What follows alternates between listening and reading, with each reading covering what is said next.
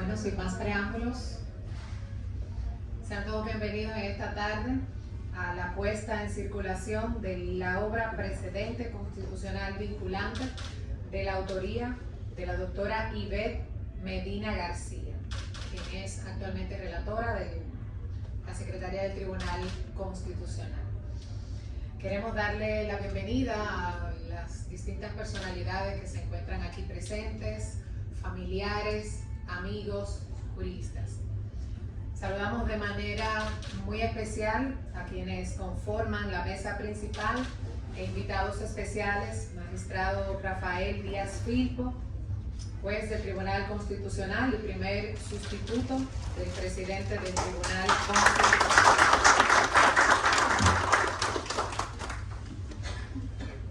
Saludamos también a el ex magistrado de la Suprema Corte de Justicia, José Alberto Cruzeta Almanzar.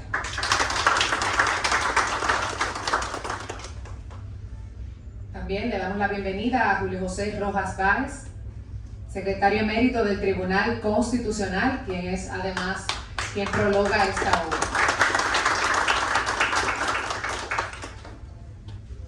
Verónica Ascensión, en representación de la Librería Cuesta y el Café Literario que nos acogen en esta tarde. La doctora Amarilis Durán, presidenta de la Federación de Mujeres Empresarias. Y por supuesto a la doctora Ivette Medina García, quien es la autora de la obra El Precedente Constitucional. Saludamos también la presencia del magistrado Pedro Pablo Yermenos Forastieri, juez del Tribunal Superior Electoral. También a la doctora Mayra Cabral, quien es directora del Centro de Estudios Constitucionales del Tribunal Constitucional.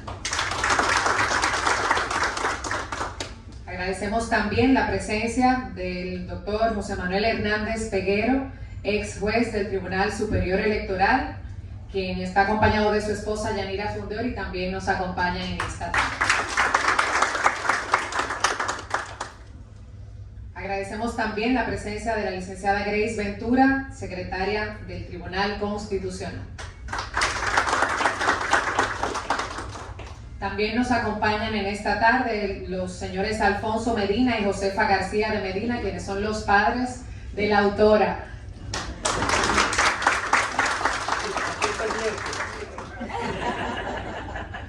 Y también, pues, la presencia especial de su hija Erika Paniagua Medina. Agradecemos al señor Mélido y Delfonso Medina García y Artemisa Medina de Torres, quienes son hermanos de la autora, así como a los demás familiares, amigos, juristas que se encuentran en esta tarde. Queremos agradecer, antes de dar inicio pues, a las palabras de bienvenida de esta tarde, a los patrocinadores de este evento, de esta puesta en circulación de la obra de la doctora Ivette Medina, en especial a la Librería Cuesta, al Café Literario, a la Federación de Mujeres Empresarias, a Duranza, Cristal de Mar y a la Librería Jurídica Internacional, donde también estará a la venta la obra de la doctora Ivette Medina. Bueno, y sin más preámbulos, damos inicio a esta puesta en circulación formal ya de la obra de la doctora Ivette Medina García, el precedente constitucional vinculante, y queremos llamar a la señora Verónica Ascensión, quien en representación de la Librería Cuesta y el Café Literario, pues tiene unas palabras para nosotros en esta tarde.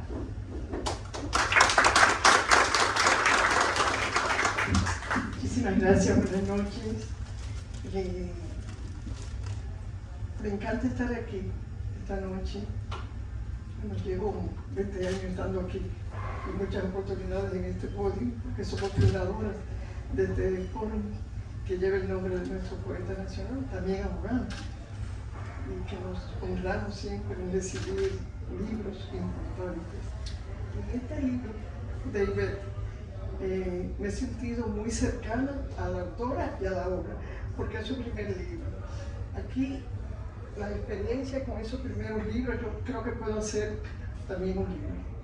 Los primeros libros, el primer libro de un autor, de una autora, ay, eso es tremendo, porque eso comienza a veces con años, sacar tiempo, personas generalmente muy ocupadas, porque el que escribe es porque quiere dejar un legado, y el que deja legado es porque tiene un trabajo realizado que quiere dejarlo plasmado en un libro, y tiene que sacar el tiempo de su trabajo del día a día para hacer ese libro. Comenzar a recopilar, comenzar a trabajar, y cuando cree que lo terminó, entonces viene la tarea de corregir el libro, hay que corregirlo. Yo siempre le digo, póngalo en manos del mejor corrector, porque aunque sepamos escribir, hay una forma que se le da a los libros que solamente lo saben hacer los que trabajan para eso, los correctores, que son los que te dan esa gracia y esa idea de sacar un buen libro. Entonces, el libro hay que leer a mano, hay que diseñarlo y hay que imprimirlo. Aquí hemos presentado libros sin libro. Parte de los chistes de esta librería, en 20 años. Libro que el autor está esperando que la imprenta se lo entregue, y el mismo día de la presentación del libro, el libro no llegó. Pero como tenemos personas geniales, en esa oportunidad fue don Víctor Villegas, un premio nacional de literatura, un versado, abogado, conocido por todos ustedes. Él tenía la tarea de presentar el libro de ese autor, y el libro no llegó, pero yo me paré aquí, así, con mi sentido de humor que a veces me caracteriza, y hice un recuento de lo que pasó con el libro, y don Víctor se paró en el podio, hizo una presentación genial sin tener el libro. Entonces, les cuento esto para que más o menos sepan que esta joven escritora ha pasado lo que ustedes no se imaginan. Yo espero que esta noche ella esté ahí muy tranquila, relax, porque ya todo pasó. Ya el libro está aquí, la librería Cuesta. Y llegó.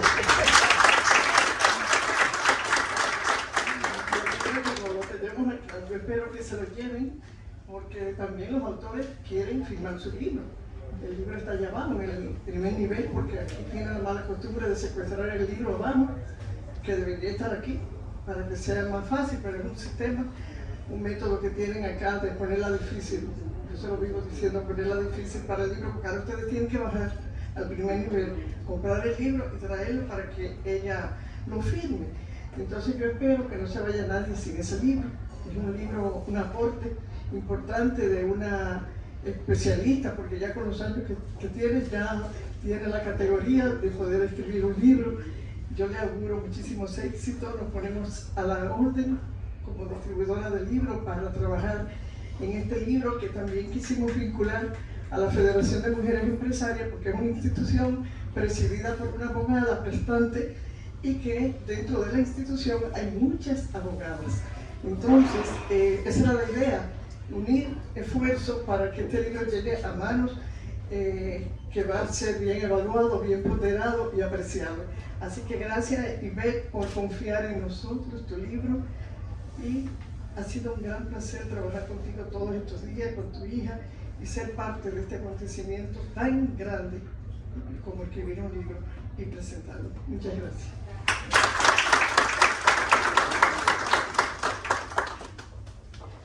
Ahora llamamos a la doctora Amarilis Durán, presidenta de la Fundación de Mujeres Empresarias, que también nos acompaña esta tarde y tiene unas palabras en este acto de puesta en circulación del precedente constitucional vinculante.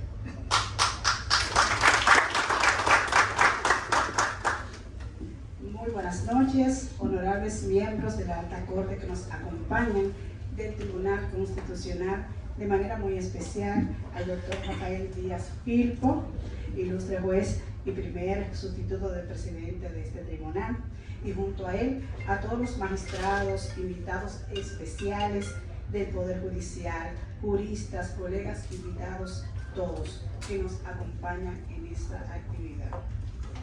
La FEI, Federación de Mujeres Empresarias Dominico Internacional, entidad fundada hace ya 26 años, trabajando por el desarrollo integral de la mujer, sobre todo la mujer MIPYMES. Es un alto honor poder presidir la FEN junto a una dinámica directiva que junto a pasadas presidentas y consejos de asesoras conforman esta federación, mujeres valiosas con vocación de servicio y que sobrepasa una membresía de 500 asociadas, emprendedoras, dueñas de negocios, preocupadas por el quehacer del día a día de nuestro país. Hoy tenemos una representación importante de las mujeres que forman esta institución. La FEN cuenta, como decía doña Verónica, con una importante matrícula de mujeres abogadas que hacen de la toga una digna representación en el ejercicio profesional y de las cuales nos enorgullece como mujer, como colegas y ciudadanas que aportan a nuestro país porque también somos pymes mujer.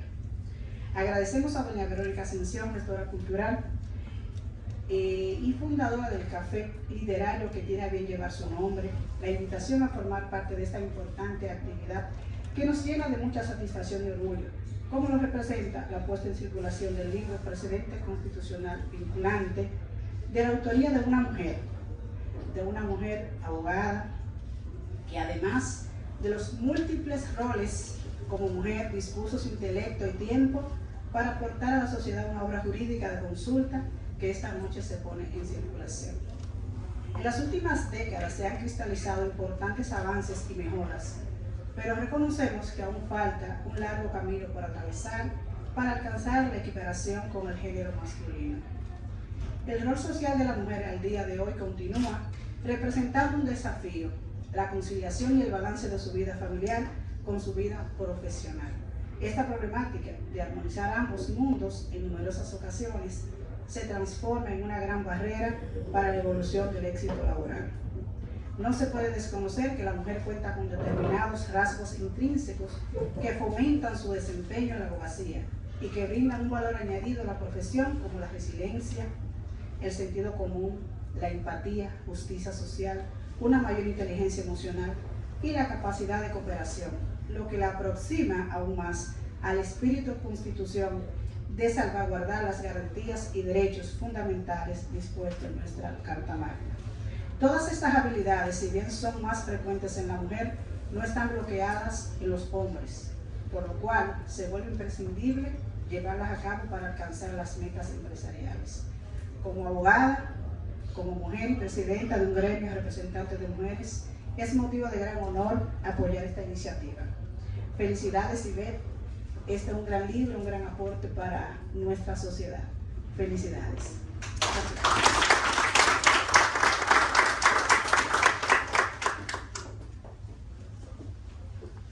Bien, ahora llamamos al licenciado Julio José Rojas Báez, secretario emérito del Tribunal Constitucional, quien tuvo a su cargo el prólogo de esta obra y quien la leerá para todos los presentes.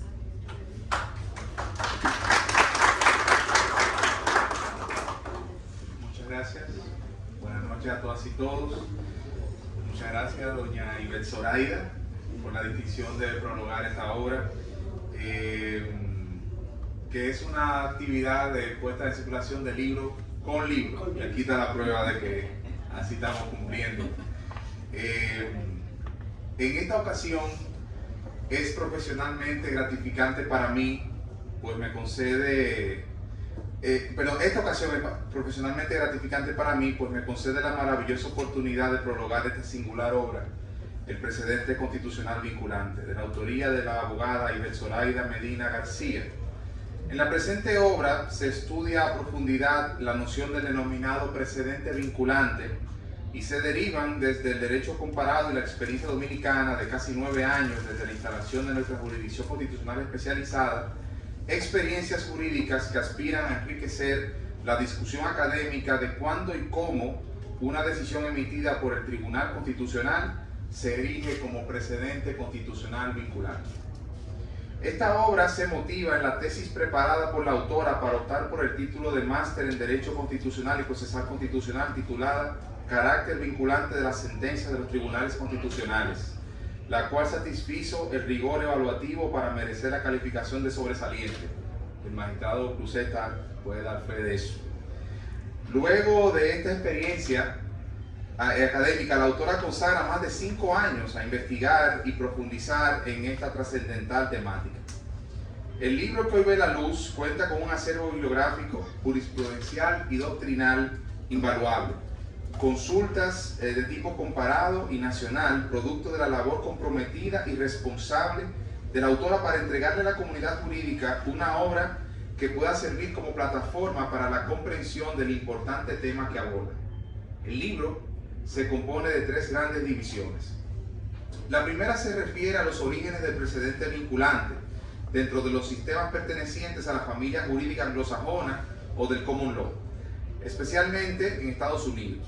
Se incluye una aproximación conceptual y lo que la autora denomina el umbral del precedente constitucional vinculante en nuestro país, provocando un viaje doctrinal y jurisprudencial desde el precedente vinculante perteneciente al case law en el ámbito de los tribunales federales en Estados Unidos como tradición jurídica del common law, cuya trayectoria ha seguido la tradición jurídica romano-canónica o civil law, para luego continuar con el camino trazado para sustentar la noción del precedente constitucional vinculante en sistemas jurídicos de Perú, Colombia, México, entre otros. En la segunda división de la obra se abordan sustancialmente las sentencias constitucionales en cuanto a su tipología, contenido y efectos. Respecto del contenido de las sentencias constitucionales, la autora trata de las denominadas sentencias interpretativas y provee al lector no solo de un colectivo legal y conceptual significativo, sino además de ejemplos palpables de decisiones de este tipo emitidas por nuestro Tribunal Constitucional. En adición, se exponen los procesos y procedimientos constitucionales previstos en la Constitución del 2010 y en la Ley 13711, orgánica del Tribunal Constitucional y de los procedimientos constitucionales. Y con esto se expone como aspecto relevante el rol que desempeña el Tribunal Constitucional en cada una de sus competencias. Es que en nuestro país, en virtud del marco constitucional y legal vigente, existen procesos y procedimientos destinados a producir sentencias que defienden la parte dogmática de la Constitución, esto es, que tutelan derechos fundamentales y aquellas decisiones que defienden su parte orgánica, que es lo mismo que decir sentencias que protegen el cumplimiento de normas y actos emitidos por mandato de la Constitución, así como la competencia dada por la Constitución a los poderes del Estado y órganos constitucionales. La autora aspira a que el lector se inmerse en la importantísima función institucional y jurisdiccional que desempeña el Tribunal Constitucional en los diferentes procesos y procedimientos de su competencia. Esto, según sostiene la autora, será determinante a la hora de categorizar una decisión como precedente constitucional vinculante. También se registran en esta segunda fase los efectos de las sentencias constitucionales más identificados por la doctrina constitucional, es decir, inter partes, erga omnes y en el tiempo. En este último aspecto incluye los efectos inmediatos, así como los novedosos efectos retroactivos y los diferidos. Un cuarto efecto, el de la denominada cosa juzgada constitucional, también se estudia al tiempo de presentar sentencias de nuestro Tribunal Constitucional que poseen estos efectos. Esta parte se sustenta además tanto en el Tribunal Constitucional Español como en el Tribunal Constitucional Alemán. En la tercera división de la presente obra, la autora expone el núcleo central de la investigación, con un estudio exhaustivo del concepto de precedente constitucional vinculante. Esta parte inicia con una recopilación de comentarios doctrinales de connotados constitucionalistas europeos, iberoamericanos y norteamericanos. A seguidas se muestran, con el propósito de distinguir entre precedente constitucional vinculante y doctrina constitucional vinculante y jurisprudencia constitucional, ciertos hallazgos identificados por la autora de la lectura de los artículos 184 de la Constitución y 31 de la Ley 137-11, orgánica del Tribunal Constitucional y de los procedimientos constitucionales. Para la autora, Zoraida Medina García, no toda decisión adquiere la categoría de precedente vinculante por el solo hecho de haber sido dictada por el Tribunal Constitucional. La temática sostenida como vinculatoriedad constitucional dilucida la práctica del precedente constitucional vinculante en sus etapas de formación, transformación y consolidación en los Estados Unidos de América. En este orden, la escritora identifica como una decisión adquiere la categoría de precedente vinculante, leading case, así como el proceso de elaboración de la doctrina judicial vinculante a nivel de los tribunales intermedios y el papel del juez, aportando ejemplos de casos emblemáticos en el sistema federal norteamericano. Para ello, dirige su atención en la perspectiva del juez norteamericano sobre el precedente vinculante y cómo la normativa de un precedente se evidencia al presentarse futuros litigios análogos que ameriten su aplicación. En este capítulo se explica, además, la estructura de las sentencias constitucionales, identificando sus elementos y diferenciando qué parte de la decisión constitucional adquiere la categoría de precedente vinculante. También se estudia la jurisprudencia constitucional como fuente de derecho, la vinculación de los tribunales inferiores a los precedentes del Tribunal Superior o stare decisis vertical y, necesariamente, la vinculación del tribunal a sus propios precedentes, llamada también stare decisis horizontal, a que se refiere el artículo 31, párrafo primero de la mencionada ley 137.11. Es imposible dejar de anticipar que el contenido de esta enjundiosa obra se hace el análisis sobre la jurisprudencia internacional y los diferentes criterios esgrimidos acerca de su incidencia en la construcción del canon doctrinal aplicable en el ámbito interno, enfocado desde la perspectiva del derecho constitucional y procesal. Se trata de manera profunda y reflexiva el rol trascendental de la jurisdicción internacional en el desarrollo de los derechos y libertades convencionales y la aplicación de sus criterios en la interpretación de los derechos fundamentales, los que pueden ser utilizados como guía o instrumento interpretativo por las jurisdicciones internas en sus decisiones. Así, la autora muestra cómo las jurisdicciones internacionales desarrollan sus derechos y libertades consagrados en la Convención Americana sobre Derechos Humanos y en la Convención Europea de Derechos Humanos, las que en sus respectivas latitudes tienen una función armonizadora de los derechos humanos y fundamentales. Arribando al cierre de la obra, la autora ofrece observaciones constructivas acerca del significado de la doble protección a los derechos fundamentales que debe y puede existir en todo Estado de derecho constitucional. También aborda los distintivos límites a los efectos del precedente vinculante, el distinguishing, la distinción, y el overruling, que es conocido como la revocación. Al arribar al cierre de la investigación cargada de referencias bibliográficas, de doctrina y de jurisprudencia, la autora mira hacia el porvenir, sugiriendo al Tribunal Constitucional el posible camino a seguir, continuar transitando el camino trazado por el constituyente en el artículo 184 de la Constitución de 2010, en el cumplimiento de su triple mandato de garantizar la supremacía de la Constitución, la defensa del orden constitucional y la protección de los derechos fundamentales. La doctrina constitucional dominicana tiene en esta obra un novedoso e interesante aporte de la mano de la autora Ivette Zoraida Medina García, quien nos deja expectantes con esta, su primicia bibliográfica, y nos deja con el deseo de volver a leer el fruto de sus investigaciones y curiosidad académica. Agradezco a la escritora la distinción de permitirme escribir estas líneas y a ustedes por escucharlas. Gracias.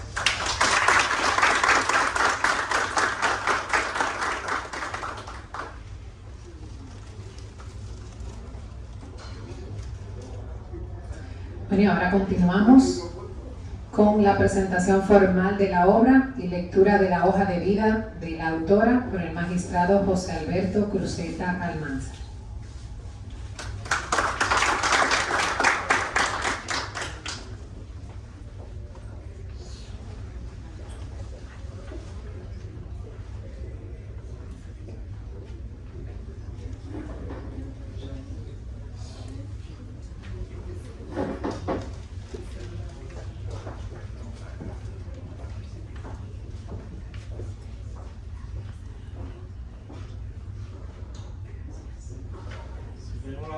Completa, nos vamos a las 11 de la noche.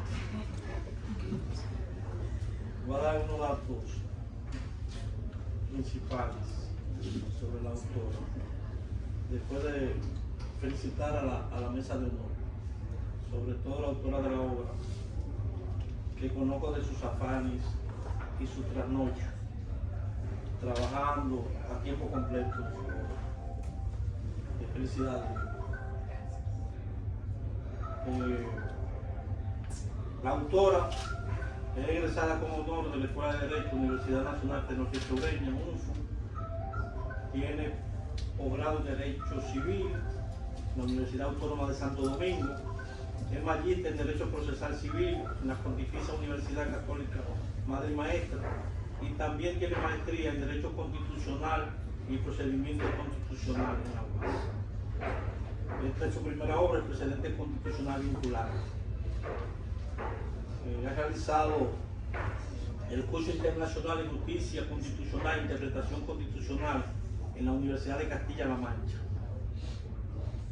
Ha participado en varios congresos nacionales, en varios seminarios y talleres. Ha sido facilitadora de varios diplomados.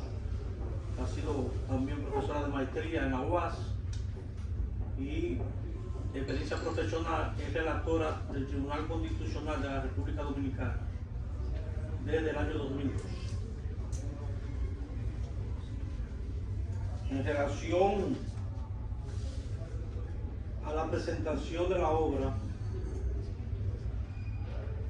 hoy es la noche del autor.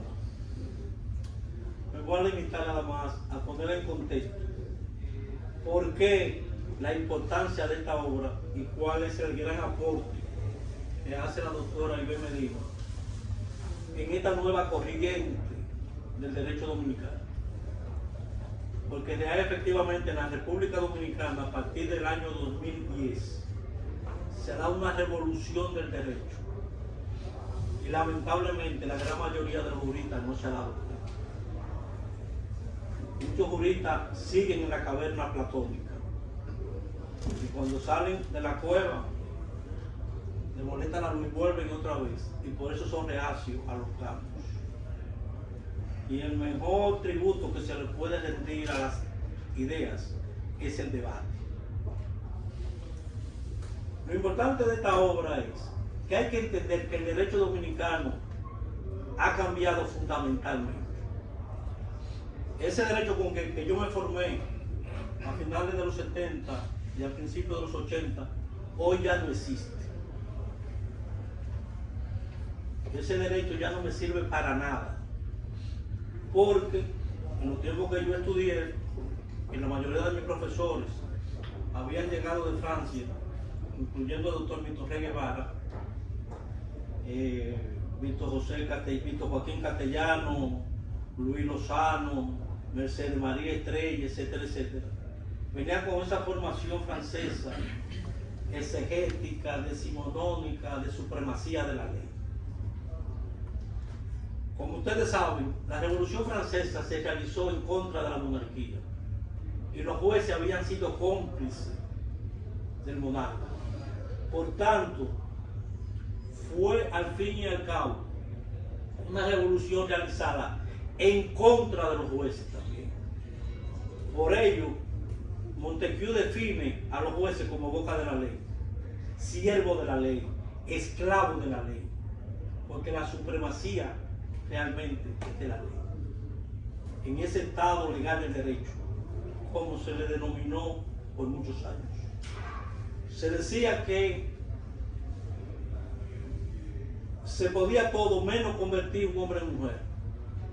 Inclusive cuando había un problema en la interpretación de un texto legal, por la desconfianza que existía en contra de los jueces, había un procedimiento llamado referé legislativo. Se iba al Parlamento para que el Parlamento dijera cómo era que se iba a interpretar esa ley. Porque los jueces eran simplemente boca de la ley. Entonces, ese paradigma que lo tenemos vigente todavía en la República Dominicana y que hizo crisis en el 45 en el juicio de Nuremberg, por muchísimas razones, todavía lo tenemos vigente en la República Dominicana. Pero el tema principal que hay que tomar en consideración, y aquí el gran aporte de la doctora Medina, es que el derecho dominicano de hoy ya no está fundamentado en la supremacía de la ley, ni inclusive en la supremacía de la Constitución. Porque el gran paradigma que se da después de la Segunda Guerra Mundial es que la ley ya no es válida por provenir al Congreso y aprobarse como dice el procedimiento, sino que solo es válida si está conforme con la Constitución. O sea, la supremacía de la ley pasa a la supremacía de la Constitución. Pero la supremacía de la Constitución hoy hace crisis, porque la Constitución es lo que dice el Tribunal Constitucional que dice. Entonces, hay un tema que es muy delicado, y no lo digo como crítica, pero me llama mucho la atención, y es que en el procedimiento de revisión de decisiones jurisdiccionales, como es un órgano nuevo que se está perfeccionando, porque en el derecho la tradición es muy importante, es un tribunal que apenas tiene 11 años. En esa función de revisión de sentencias, creo que se le ha ido un poco la mano al Tribunal Constitucional en algunos casos, porque ha fallado asuntos de mera legalidad. Y en el asunto de mera legalidad la última palabra la tiene la Suprema. Pero hay que admitir también que hay una zona de penumbra en relación al debido proceso.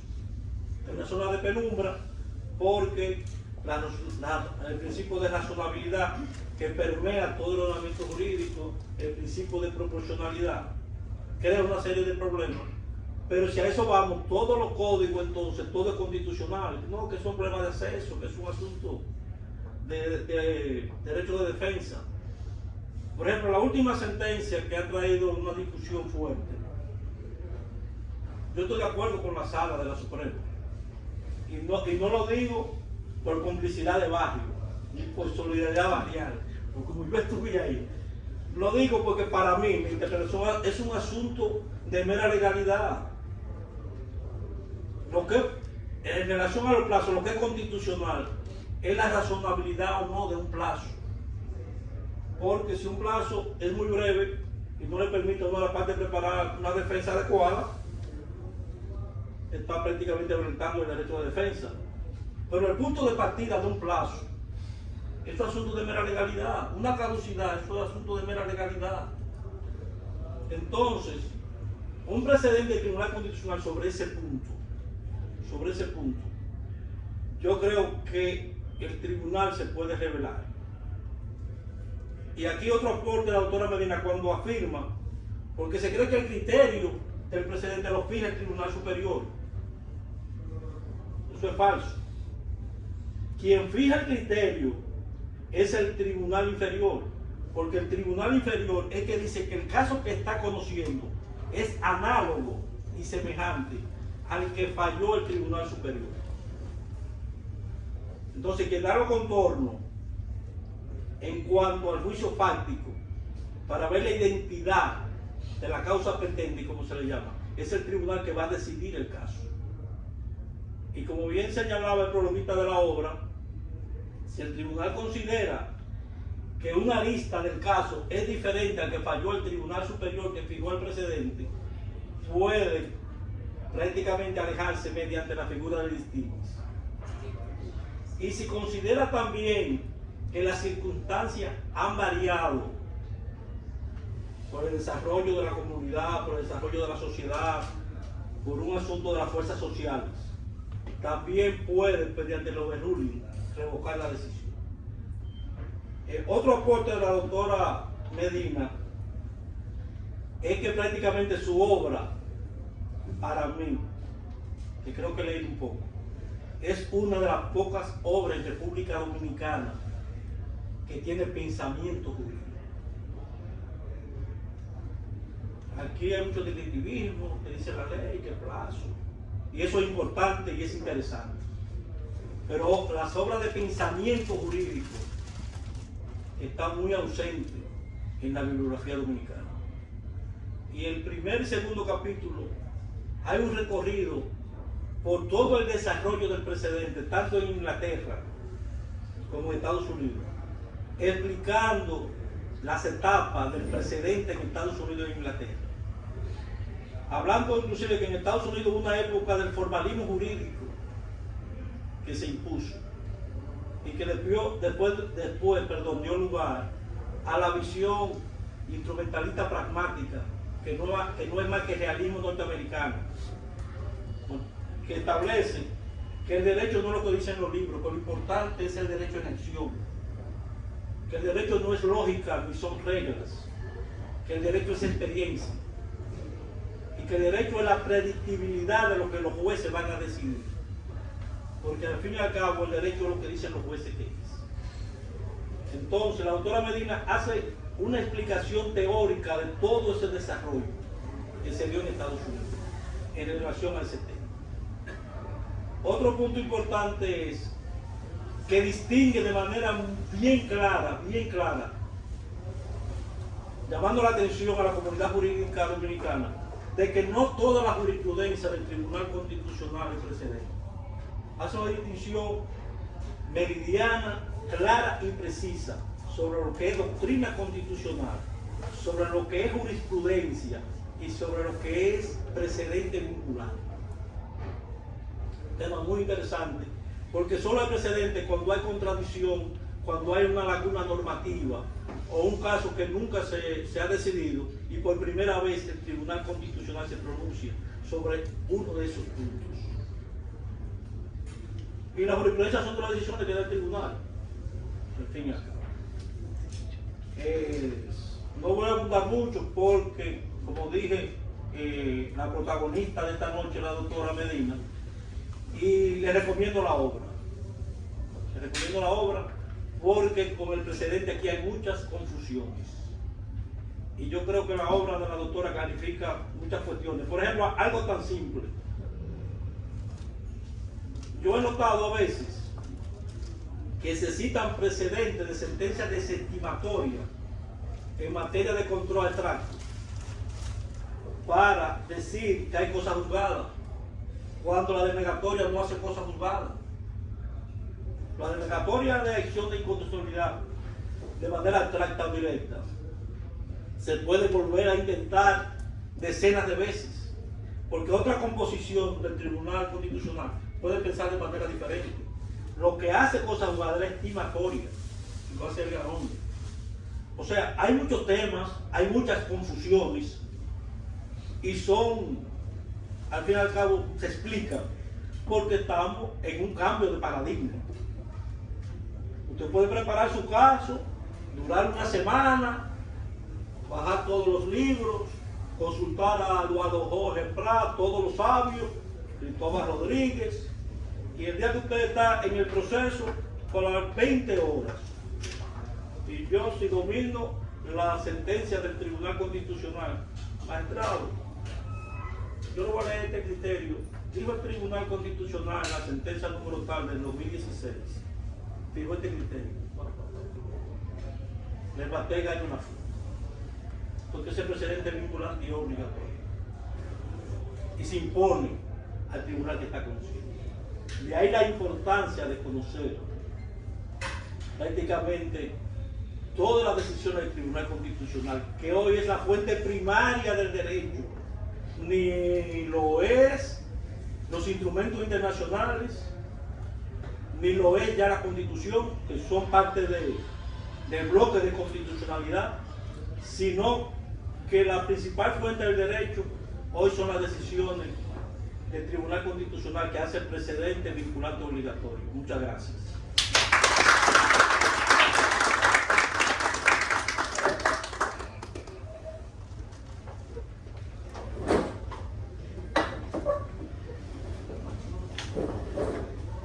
Yo sé que esto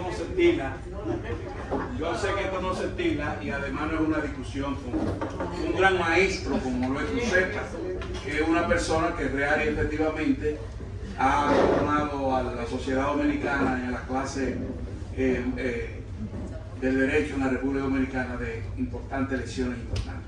Pero yo no me puedo quedar callado frente a dos conceptos que eran íntegros. Yo comparto la mayoría de las cosas que él dijo y sé que es un estudioso del derecho como poco, pero lo que Cruzeta dice me lleva a decirle que habría que cambiar el artículo 184 de la Constitución. El 184 dice que todas las decisiones que toma el tribunal son vinculantes para todo, lo dice. En segundo lugar, el tema de la polémica con la primera sala que han vuelto hacia su carril sobre el tema de la prevención. Pero tú no puedes, en un caso de prevención, si tú no notificas la parte, a partir de cuando empieza a correr el tiempo. Y ese es el tema es ese, Cruzeta.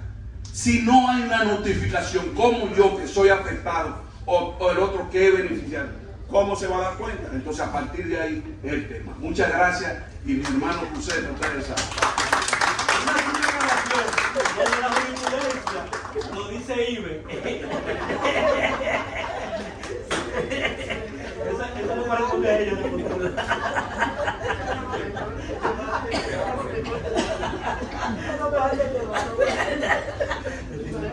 No, pero Cruceta es un hombre a quien yo quiero, aprecio y lo sigo. Él lo sabe. No de ahora, de hace muchos años. Porque es una leyenda del derecho dominicano. Una mujer. Bueno, yo creo que las palabras de los miembros de la mesa de honor han sido el preámbulo perfecto para nosotros ahora escuchar a la autora de la obra, Ivette Zoraida Medina García, y entonces conocer en sus propias palabras de qué trata esta obra del precedente constitucional vinculante y que constituye un gran aporte para la doctrina sobre la materia. Así que démosle la bienvenida a Ivette Zoraida Medina García, que formalmente pone en circulación su obra en el precedente constitucional vinculante. Muchas gracias, buenas noches a todos. Quiero saludar de manera especial al magistrado Rafael Díaz Pirco, primer sustituto del magistrado presidente del Tribunal Constitucional, que está aquí en su representación, el magistrado José Alberto Cruceta Almanzar, ex juez de la Suprema Corte de Justicia, mi querido jefe, aún ex secretario del Tribunal Constitucional, la señora Verónica Ascensión y la señora Amarilis Durán, a mi queridísima Marcia del Tribunal Constitucional encargada del protocolo, a todos, a la doctora Mayra Cabral, gracias por venir, magistrado, mi querido profesor, gracias por estar aquí. Nunca olvido sus palabras. Derecho del bueno, sutil. Mis padres, mis hermanos, compañeros de trabajo, mis hermanos de la iglesia, doy gracias al Señor en primer lugar por este acontecimiento, por haberme permitido llegar hasta aquí. Quiero que me tengan paciencia, porque ustedes vieron ya el pequeño debate que se armó. Quiero que me tengan un poco de paciencia porque vamos a escuchar historia. ¿Por qué? Porque yo no voy a explicar la obra. Ya el magistrado José Alberto Cruceta,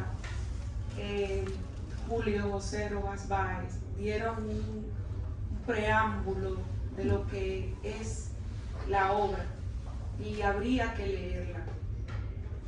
Lo que aprendí de esa señora que está ahí cuando vi su discurso es que aquí estoy para hablar de las motivaciones para escribir esta obra. De manera que, por favor, les pido paciencia. Se atribuye al insigne Benjamin Franklin la proverbial frase: si no quieres perderte en el olvido tan pronto como estés muerto y corrompido, escribe cosas dignas de leerse o haz cosas dignas de escribirse. Conforme a nuestra finitud y limitantes, ¿qué realizaciones podemos emprender y consumar dignas de escribirse? ¿O de qué cosas dignas de ser leídas podemos escribir? En esta comprometedora disyunción me inclino por la segunda, o sea, escribir de cosas dignas de ser leídas. Honorable público presente, conforme al posicionamiento que otorgamos al derecho romano, al impacto impronunciable de la cultura helenística y a los trascendentes efectos de los valores del judeocristianismo, somos ciudadanos que interactuamos y nos movemos en los expansivos orbitales de la cultura occidental. Y a través de las edades, cada cultura ha tenido sus categorías y conceptos que las hacen distintas. En nuestro caso, cultura occidental, son tantas las categorías relevantes que nos afirman y diferencian que sería aritméticamente imposible enumerarlas. Sin embargo, en esas infinitas posibilidades hay una que resalta, porque en sí misma es garante de civilidad, de gobernabilidad, de desarrollo de los pueblos, de sus instituciones, de la persona humana, garante de derecho de gentes, de respeto mutuo y de paz en las naciones, la Constitución política. Esta es una categoría convocante y digna de escribir sobre ella por su atractivo, porque es filosófica por la diversidad de interpretaciones y antropológica por su universalidad en el tiempo y el espacio, aunque en muchos casos no haya sido sistematizada ni empoderada con las facultades que hoy ostenta. Son muchos y prominentes los juristas consagrados al estudio de la Constitución. De ellos se hereda un acervo bibliográfico que los honra en términos casi perennes.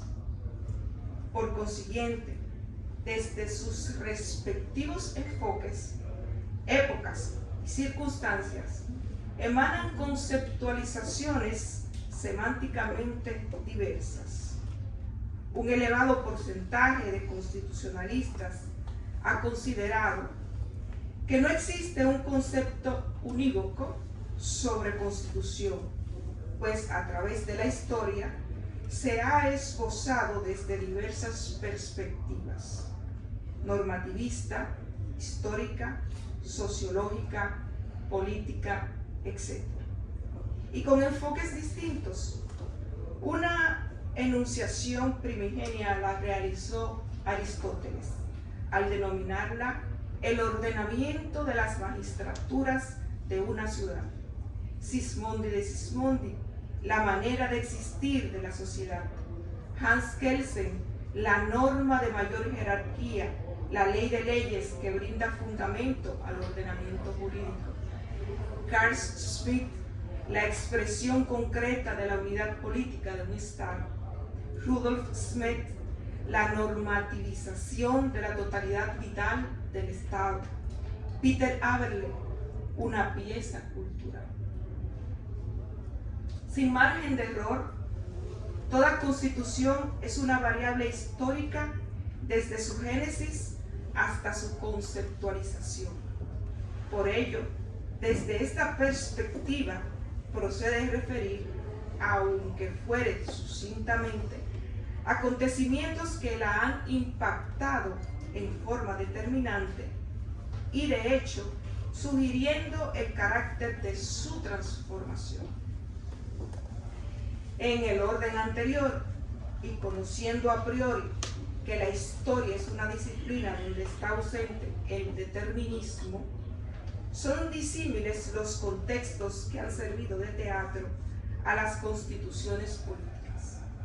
Para los fines de la obra que honrosamente hoy presentamos, si mostramos uno o dos contextos históricos con desmesurada supremacía, incurrimos en una taxonomía del desprecio hacia otros, pues cada constitución política tiene actores, escenarios y circunstancias relevantes, dignos de histórica ponderación, porque llevan impresas el supremo esfuerzo humano y la resuelta voluntad en un momento y geografía determinados.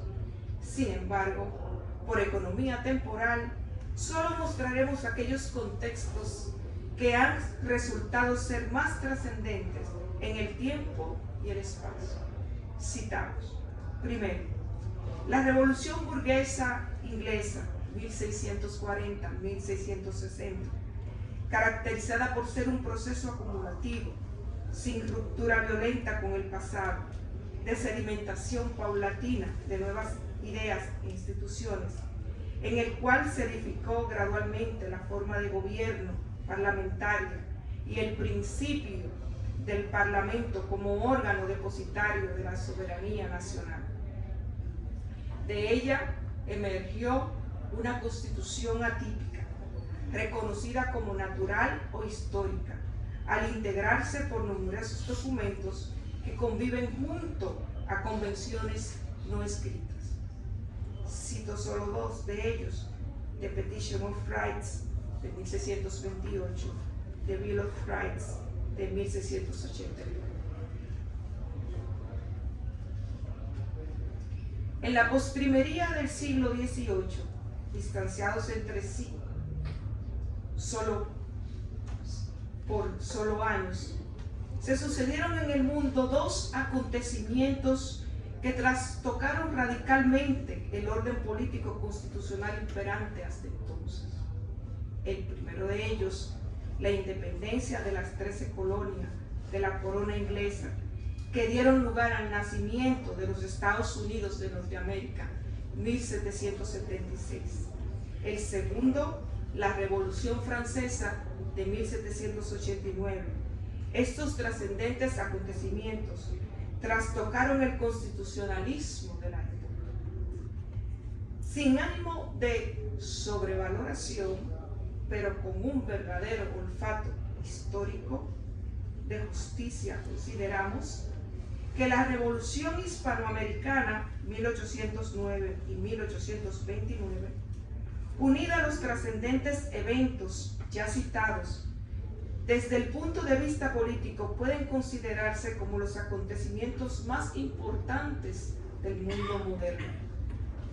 De esta manera lo afirmamos por su indiscutida importancia para América hispana, porque en los albores del siglo XIX, en las antiguas provincias de Venezuela, por primera vez comienzan a concretarse las consecuencias constitucionales de la independencia norteamericana y de la Revolución Francesa.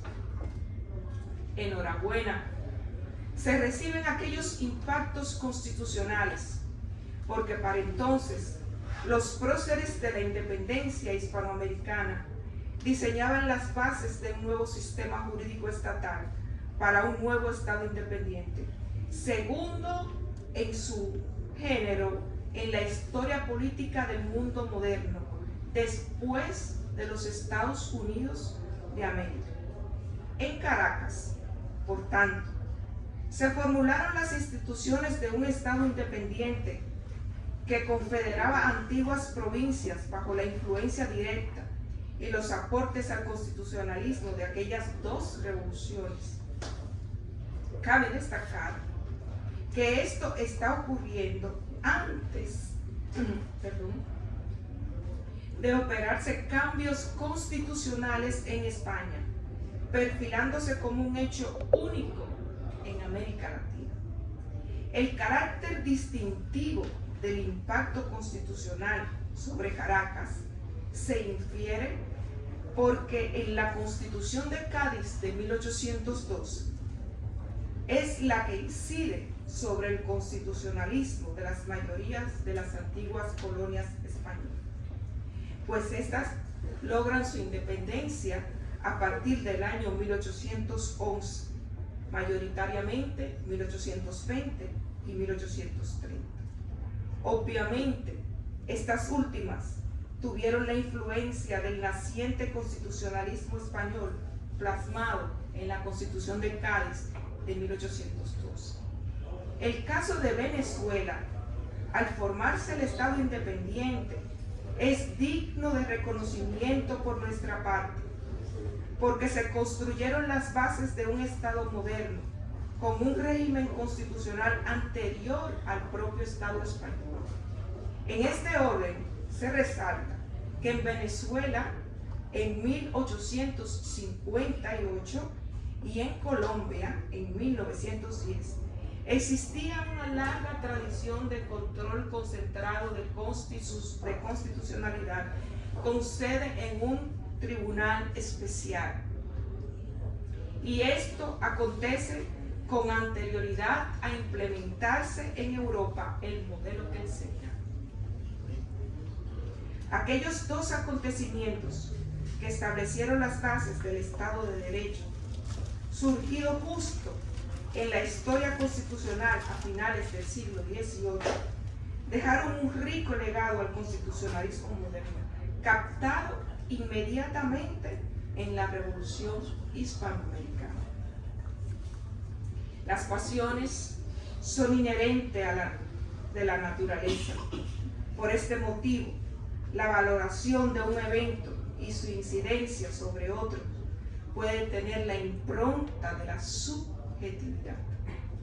Sin embargo, sustrayéndonos hasta donde nos fuere posible de la subjetividad y comprometida solo con la verdad histórica, resumo en 7 los aportes políticos fundamentales derivados de la independencia de las 13 colonias inglesas que dieron lugar al nacimiento de los Estados Unidos de Norteamérica y de la Revolución Francesa. Primero, la idea de la existencia de una constitución como una carta política escrita, emanada de la soberanía popular, de carácter rígido, permanente, contentiva de normas de rango superior, inmutable en ciertos aspectos y que no solo organiza el Estado, es decir, tiene parte orgánica, pero también parte dogmática, donde se declaran los valores fundamentales de la sociedad y los derechos y garantías de los ciudadanos. Hasta este momento, esta idea de constitución no existía y las constituciones, a lo sumo, eran cartas otorgadas por los monarcas a sus súbditos. Segundo, de estos dos acontecimientos surgió la idea política derivada del nuevo papel conferido al pueblo a partir de este momento. Es decir, el papel protagónico del pueblo en la constitucionalización de la organización del Estado. En los Estados Unidos de América, las asambleas coloniales asumieron la soberanía y en Francia, la soberanía se trasladó del monarca al pueblo y a la nación. Y bajo el concepto de soberanía del pueblo, surgieron todas las bases de la democracia, la representación y el republicanismo, que en este sentido constituyeron uno de los grandes aportes de dichos acontecimientos. Tercero, derivó el reconocimiento y declaración formal de la existencia de derechos naturales del hombre y de los ciudadanos con rango constitucional y por tanto debían ser respetados por el Estado. Con estos derechos, la libertad se constituyó en un freno para detener al Estado y a sus poderes. Consecuentemente, la liquidación del Estado absoluto e irresponsable. En esta forma, a las declaraciones de derechos que precedieron a las constituciones de las colonias norteamericanas al independizarse en 1776, siguieron la Declaración de Derechos del Hombre y del Ciudadano de Francia de 1789 y las enmiendas a la Constitución de los Estados Unidos del mismo año. Cuarto, en el mismo contexto de la limitación al poder político para garantizar la libertad de los ciudadanos, la Revolución Francesa y la independencia de las 13 colonias aportaron al constitucionalismo la idea fundamental de la separación de poderes. Esta se formuló en primer lugar en la Revolución Americana, razón por la cual la estructura constitucional de los Estados Unidos se montó sobre la base de la separación orgánica de poderes. El principio de la separación de poderes se implantó con mayor fuerza en el Estado constitucional que resultó del proceso revolucionario francés, donde se le agregaron el principio de la supremacía del legislador, resultado de la consideración de la ley como expresión de la voluntad general. Asimismo, prohibir a los jueces de inferir en cualquier forma en el ejercicio de las funciones legislativas y administrativas. Quinto, dieron origen al sistema de gobierno que domina el mundo moderno, el presidencialismo, producto de la Revolución Americana, y el parlamentarismo como sistema de gobierno que dominó Europa después de la Revolución Francesa, manifestado a través de la monarquía parlamentaria. Sexto, surgió una nueva organización territorial del Estado. En este orden, frente a las monarquías absolutas organizadas en base al centralismo y al uniformismo político y administrativo. Estas revoluciones dieron origen a nuevas formas de organización territorial que originaron respectivamente el federalismo, derivado de la Revolución Americana, con sus bases esenciales en el gobierno local, y el municipalismo, originado particularmente de la Revolución Francesa. Séptimo, ajeno a los procesos independentistas americanos, surgió otro principio del constitucionalismo moderno, rol que asumieron los jueces en materia de control de constitucionalidad de las leyes, derivado de la idea que la Constitución, como norma suprema, tenía que tener algún control como garantía de su supremacía, y ese control se atribuyó al Poder Judicial. Esto explica el papel político con que fue revestida la Suprema Corte de los Estados Unidos de Norteamérica. En Francia, sin embargo, dada la desconfianza revolucionaria respecto a la separación absoluta de poderes, es 100 años después que tiene lugar la consolidación de la justicia administrativa, que aún separada del Poder Judicial, controlaría a la administración. Las situaciones enumeradas en los párrafos precedentes significaron un cambio radical en el constitucionalismo, producto de una transición turbulenta, inclusive desarrollada en circunstancias y situaciones distintas. Los aportes de la Revolución Americana y de la Revolución Francesa al derecho constitucional, resumidos en los 7 acápites enumerados, son congruentes. No obstante, dichos acontecimientos hayan tenido causas diferentes en los Estados Unidos de Norteamérica, se trataba de construir un Estado nuevo sobre la base de lo que eran antiguas colonias inglesas, situadas muy lejos de la metrópoli y de su parlamento soberano, que durante más de un siglo se habían desarrollado independientes entre sí, por sus propios medios y gozando de cierta autonomía. En el caso de Francia, no se trataba de construir un nuevo Estado, sino dentro del mismo Estado unitario y centralizado, sustituir un sistema político constitucional monárquico propio de una monarquía absoluta por un régimen totalmente distinto de carácter constitucional y luego republicano.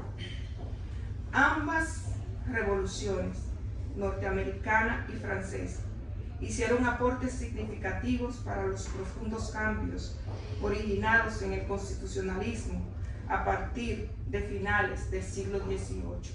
Luego, conforme a mi criterio, estos tienen que interpretarse en relación a sus efectos convergentes, nunca como acontecimientos aislados en las transformaciones del constitucionalismo, porque el proceso revolucionario francés y sus aportes al constitucionalismo recibió en muchos aspectos el reflejo de lo ocurrido años antes en Estados Unidos. Es conocido que muchos de los independentistas norteamericanos estuvieron en la Francia revolucionaria y en esta influyeron políticamente, de tal modo que los primeros proyectos de declaración de derechos presentados a la Asamblea Francesa fueron elaborados por sugerencia de destacadas personalidades que habían participado en el proceso revolucionario de los Estados Unidos y cuyos textos estuvieron presentes en el proyecto de declaración de derechos presentadas en la Asamblea Francesa. En sentido general, hubo un gran proceso de interrelación política e intelectual entre Francia y los Estados Unidos previo a la Revolución Francesa. Esto fue posible, entre otros factores, por la ayuda financiera y militar que la propia monarquía francesa había aportado a la Revolución Americana. Para dejar constancia explícita de la incidencia de la Revolución Americana en los eventos posteriores escenificados en Francia, es suficiente destacar que Thomas Jefferson, quien fuera el tercer presidente de los Estados Unidos, fue embajador acreditado en Francia entre 1785 y 1789. Por consiguiente, testigo de la agitación social y política que dio lugar a la Revolución Francesa, así como de la extravagancia de la corte del rey Luis XVI. Enfocados en los aportes al constitucionalismo moderno y cómo se generaron a partir de la Revolución Francesa, asumimos que esta quedó definitivamente sellada 13 años después de la Revolución Americana en 1789, y lo hizo en un hecho político singular: la asunción al poder del Estado por una Asamblea Nacional. Esta se enfrentó al rey Luis XVI, adoptó la Declaración de los Derechos del Hombre y del Ciudadano y asumió el papel de reorganizador del Estado. Como hemos consignado, distinto a la Revolución Americana, que tuvo por resultado un proceso de construcción de un nuevo Estado surgido de un conjunto de antiguas colonias que había tenido su desarrollo político lejos de la metrópoli, en Francia el brusco cambio operado tenía como estructura política constitucional la monarquía, produciéndose dentro de una estructura estatal propia del absolutismo, con el objeto de sustituir dentro del mismo territorio un modelo gobernante absolutamente distinto. Ya en este punto es importante destacar un rasgo diferenciador de las dos revoluciones. Según estableciera la teórica alemana de origen judío, Hannah Arendt, en su célebre ensayo sobre la Revolución de 1963, considera que la diferencia de principio más importante desde el punto de vista histórico entre la Revolución norteamericana y la Revolución francesa estriba en la afirmación únicamente compartida por esta última, es decir, la Revolución Francesa, según la cual la ley es expresión de la voluntad general, como puede leerse en el artículo 6 de la Declaración de los Derechos del Hombre y del Ciudadano de 1789. Una fórmula que no se encontrará por más que se busque en la Declaración de Independencia o en la Constitución de los Estados Unidos. La voluntad general de Rousseau que es la única que admite Robespierre, es todavía una voluntad divina de la monarquía absoluta, cuyo solo querer basta para producir la ley. Esta argucia jurídica tiene su fundamento y explicación en la deificación del pueblo que se llevó a cabo en la Revolución Francesa y que para Hannah Arendt fue consecuencia inevitable del intento de hacer derivar a la vez la ley y poder de la misma fuente. La pretensión de la monarquía absoluta de fundamentarse en un derecho divino había modelado el poder secular a imagen de un Dios que era a la vez omnipotente y legislador del universo, es decir, a imagen del Dios cuya voluntad es la ley. La narrativa precedente indefectiblemente sugiere nuestra segunda reflexión. Al entender el carácter de nuestra herencia jurídica codificada, legado de la conquista de las ideas positivistas imperantes en Francia durante el siglo XX, cabe destacar que en Francia, durante un significativo periodo de tiempo, no estuvieron las condiciones para establecer la distinción entre el poder constituyente del poder constituido, pues reinó más que un Estado constitucional, un Estado legal, situación que indujo a juristas como Joseph Valery y Duès a afirmar: la Constitución es norma suprema, pero el legislador puede desconocerla. Considero que la declaración del preclaro jurista Joseph Valery y Duès es un punto de inflexión que invita a meditar en lo siguiente: como República Dominicana, de tradiciones jurídicas romano-germánicas, al igual que la mayoría de los países latinoamericanos, ha trascendido de un Estado legal de derecho a un Estado constitucional y democrático de derecho. La transición de un Estado legal de derecho a un Estado constitucional y democrático de derecho invita a citar al reputado jurista brasileño Guilherme Marinoni.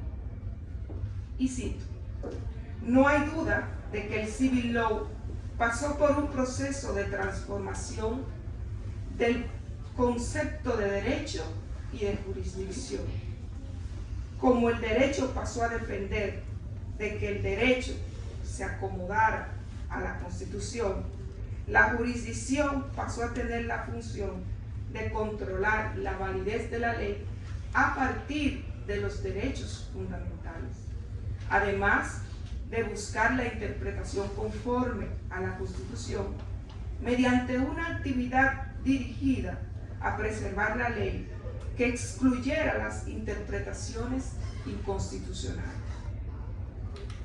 Las referidas aseveraciones de tan preclaros juristas Valery y Marinoni nos muestran una especie de ecuación jurídica en la cual, desde nuestra perspectiva, parecen intercambiarse las categorías de las variables, o sea, quién depende de quién, el derecho de la Constitución del derecho.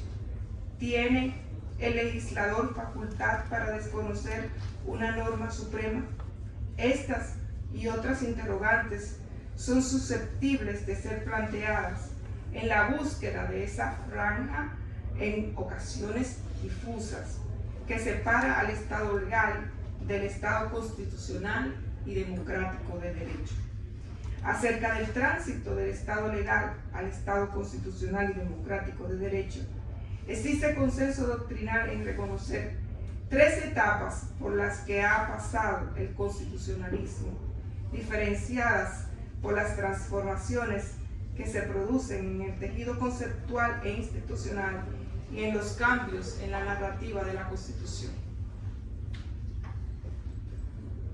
ya habiendo hurgado en el origen del constitucionalismo a finales del siglo XVIII, verificamos la primera de estas etapas llamada constitucionalismo liberal.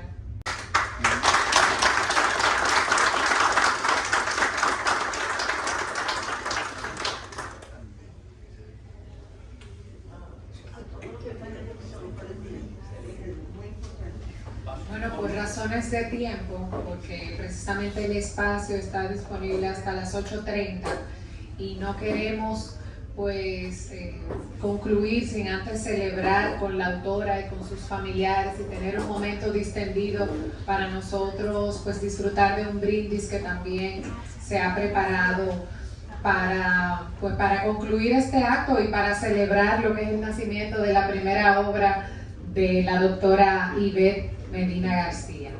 También pues agradecerles a todos su presencia, recordarles que ahora al concluir el acto pues vamos a tener un brindis disponible para todos y de manera muy especial queremos agradecerle a Erika Paniagua Medina, la hija de la autora, quien tiene un detalle muy significativo para ella en esta tarde.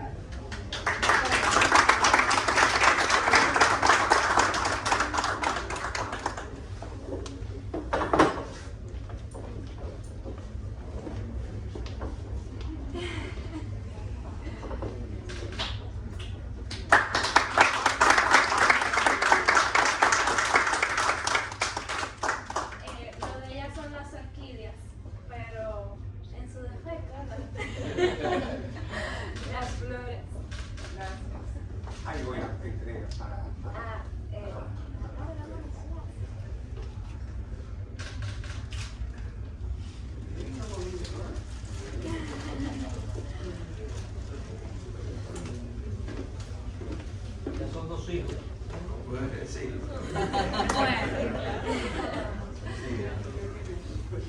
Bueno, pues agradecerle a todos su presencia en esta tarde.